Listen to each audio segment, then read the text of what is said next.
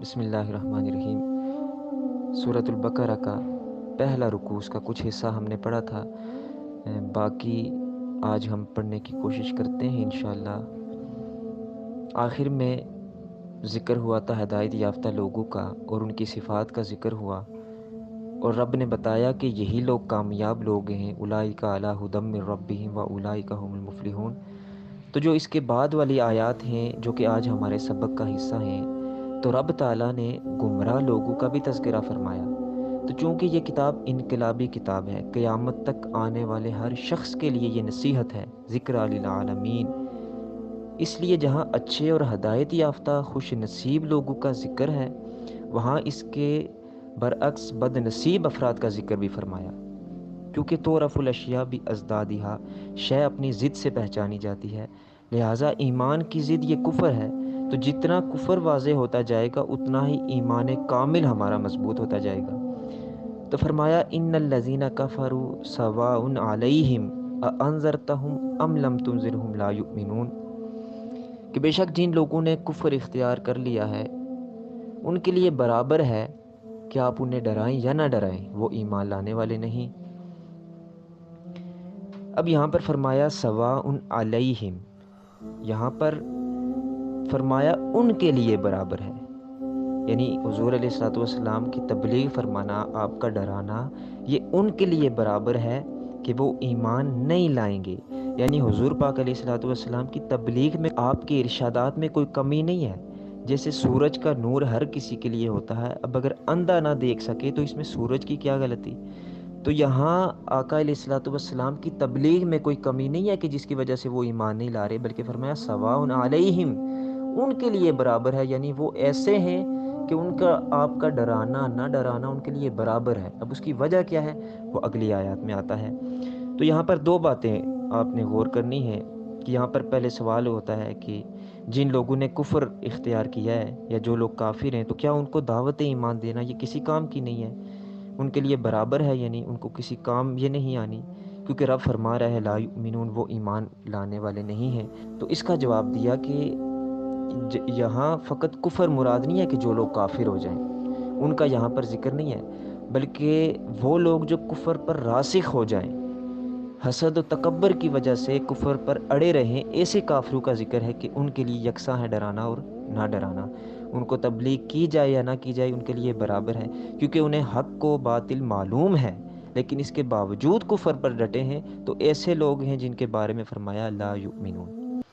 پھر ایسے لوگوں کے ساتھ رب نے کیا سلوک فرمایا، ان کا کیا انجام ہونا ہے؟ تو فرمایا ختم اللہ علی قلوبہم وعلی سمعہم وعلی ابصارہم غشاوۃ ولہم عذاب عظیم،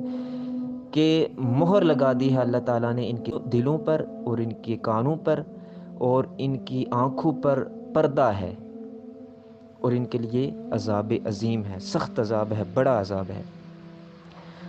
اب ان کے لیے جو سخت عذاب ہے، اس لیے کہ اللہ نے انسان کی ہدایت کے لیے، رہنمائی کے لیے اسے عقل سلیم عطا کی تاکہ وہ حق تک پہنچ جائے، پھر انبیاء کو مبعوث فرمایا تاکہ وہ کہیں راہ پر سے بھٹک نہ جائیں، پھر اپنے کتابیں بھی ان کے درمیان چھوڑی، اس لیے کہ وہ وقتاً فوقتاً اس سے رہنمائی حاصل کرتے رہیں، حق کے ساتھ چلیں، باطل سے اجتناب کریں۔ اس کے باوجود جب ان پر حق واضح ہو گیا اور اس کے باوجود وہ کفر پر ڈٹے رہے، اس لیے کہ ہم نے اپنے آبا و اجداد کو اسی دین پر پایا، تو ایسے لوگ عذاب عظیم کے مستحق ہیں، اور یہ کوئی خدا کے عدل کے خلاف نہیں ہے، کیونکہ ان کے دل اس قدر سیاہ ہو گئے ہیں کہ حق کو قبول نہیں کرتے، ان کے کان جو ہیں وہ حق کو سن نہیں سکتے، ان کی آنکھیں جو ہیں ان کے اوپر ایسا پردہ پڑا ہے کہ کائنات میں موجود رب کی جو واضح نشانیاں ہیں وہ ان کو بھی ایسے بد نصیب ہیں کہ وہ نہیں دیکھ سکتے۔ تو یہ حال اللہ کے مہر لگانے کی وجہ سے نہیں ہے، ختم اللہ علی قلوبہم، اللہ نے ان کے دلوں پر مہر لگا دی۔ تو اگر کوئی یہ سوال کرے، اعتراض کرے کہ اللہ نے ان کے دل پر مہر لگائی ہے تو اس کی وجہ سے وہ حق کو قبول نہیں کر پا رہے، تو یہ تقدیر کا انکار ہے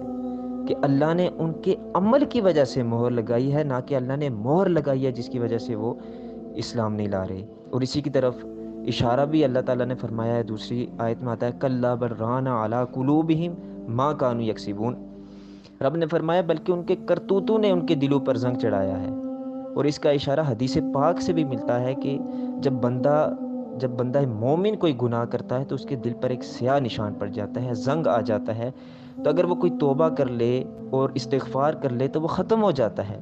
اور اگر وہ توبہ اور استغفار نہ کرے بلکہ گناہ ہی کرتا رہے تو وہ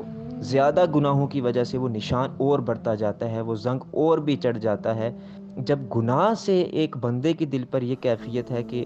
زنگ وہ راسخ ہوتا چلا جاتا ہے، تو جو لوگ کفر کرتے ہیں ان کا حال کیا ہوگا؟ اور پھر جو کفر پر ڈٹ جائیں،